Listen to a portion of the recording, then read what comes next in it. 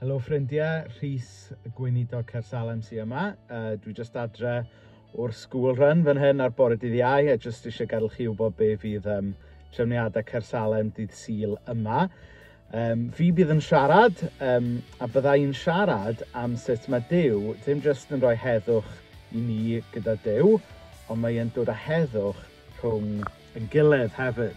Dwi'n yn gwybod amdano chi, ond dwi'n teimlo fel bod ni'n byw mewn oes lle mae pobl yn gallu ffrio rhoi cysgod, a dwi gynweithio â neb, a da ni'n clywed pobl yn cecri, da ni'n clywed pobl yn pygynu, a mae clywed fod Duw yn dod â heddwch mewn i'n bywyd ni, a heddwch rhwng pobl a eisiau creu dynoliaeth newydd yn newyddion da. So byddai'n siarad rhywfaint am hynna. Yn gyffrous iawn hefyd, mi fyddwn ni'n cael addoliad byw am y tro cyntaf. Mi fydd Robin yn arwain yr addoliad a mi fyddwn ni'n beamio hwnna mewn o Bontnewydd. Felly gweddiwch fod y dechnoleg i gyd yn gweithio'n iawn ar gyfer hwnna. Gai jyst atgoffa chi hefyd bod angen cofrestru os ydych chi eisiau dod i'r capel. Mae angen i chi e-bostio oedfaon@caersalem.com a hynny erbyn nos Wener yn ddelfrydol.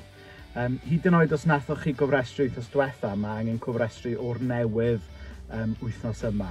Oherwydd track and trace, mae pob cyfarfod i ni'n cynnal yn y capel yn goffo cael set i hun o bobl yn cofrestru.